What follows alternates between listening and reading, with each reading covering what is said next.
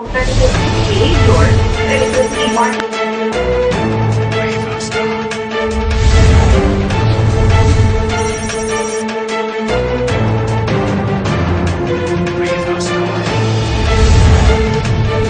Tapos, kada kilowatt hour na pagtaas nilang Meralco, no? Bawat pagpapatagpuran ng mga bata. Grade ho sila ng CCA na Ano sinasabi na magpakya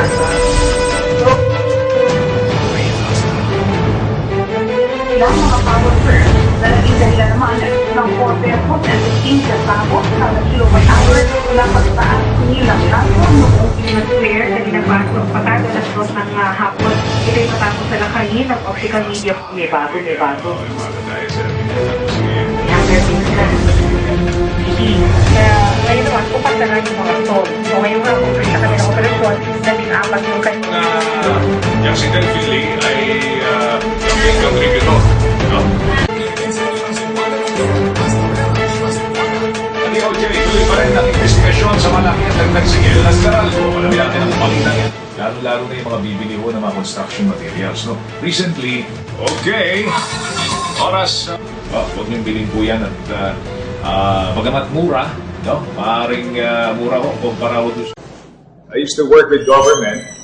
I worked with the Department of Science and Technology as speech scriptwriter for then Secretary Colyosco. Then I heard na merong audition sa Radio Veritas, so I tried my luck. Isa ako sa mga nakuha. So at Radio Veritas is where I started my career as a broadcaster. So I worked at the Radio Veritas for 10 years before transferring to Channel 7. Hindi ako rin, siguro police. I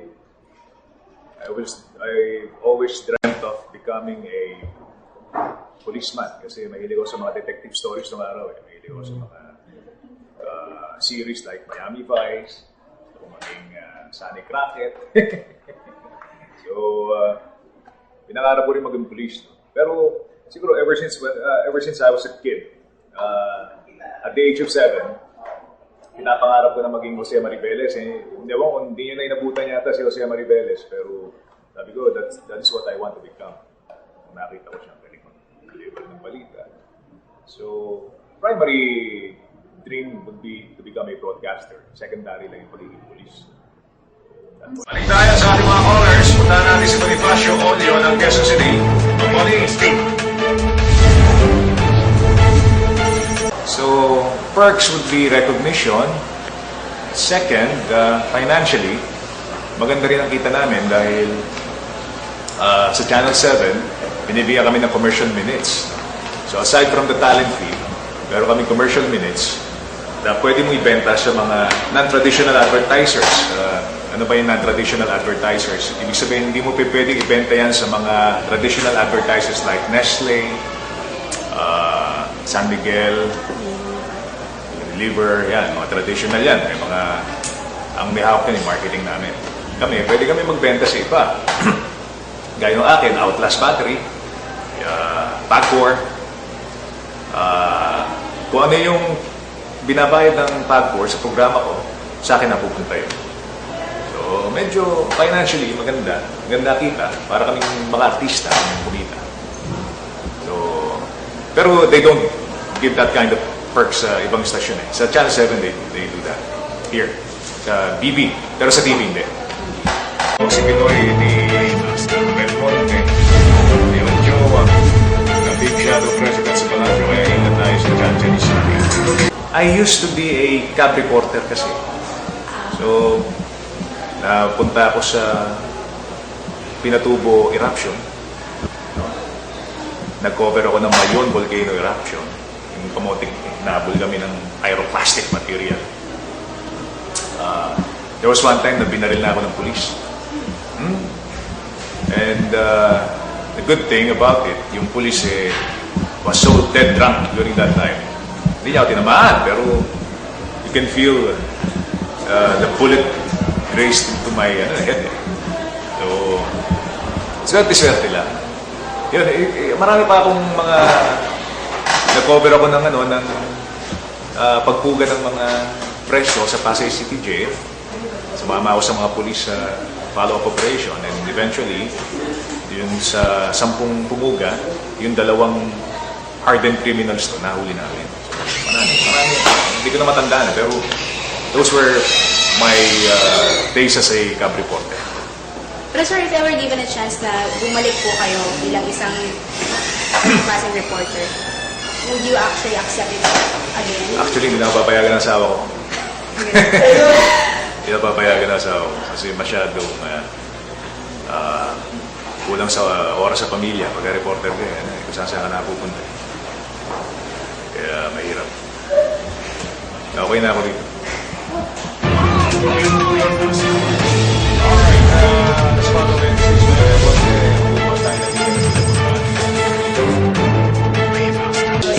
Every weekend, I play golf. Sometimes I do biking. Some of the time, I do practical shooting. So marami rin ako mga hobbies na kailangan sa trabaho. Yung golfing, kailangan mo ng network. Ay, yung mga kasama mo dyan, yung mga makausap mo yung mga politikong pulpul, di ba? Tapos, pwede mong turuan ko ano yung mga dapat na gawin sa pamumuno. Sige ba, magpao. Ayaw mo. Sige, parang I believe in keeping your body well fit. No? So, siguro ang everyday routine ko, from newscast in the morning, punta ako ng gym. I spend about 2 hours in the gym. And then I go home. I kiss my wife. I eat. I study. Then I go back to work.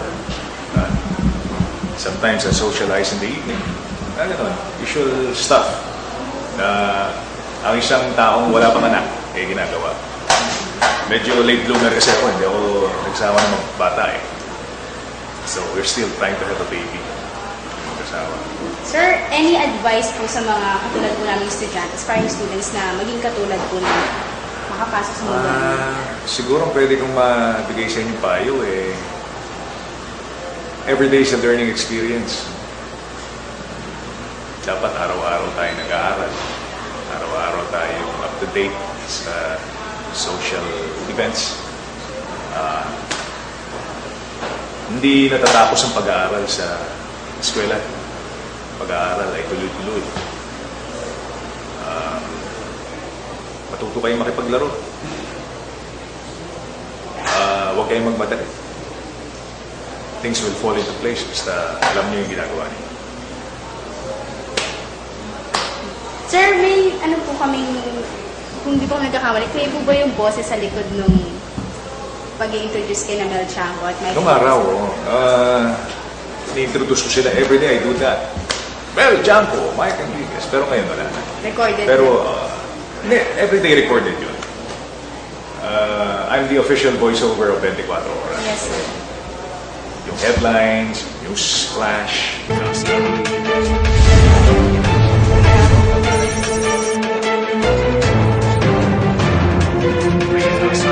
Sir, pwede niyo po ba kami bigyan ng sample? Harap po kayo sa camera. Mula sa GMA Network Center, narito si Mike Enriquez at si Mel Tiangco, 24 Oras.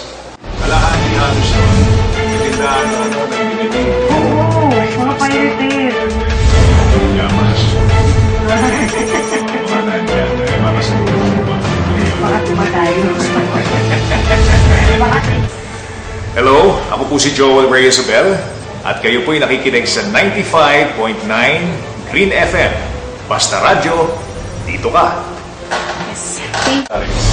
May naging pag-abuso ang mga tao, sir. I engage as a guest. Mga pili pa kayo. 333-7180 para sa ating boses ng... Noong huli, niligtas ni Pinoy yung kanyang kalihim na mahilig mga ako. Thank you. Thank you very much.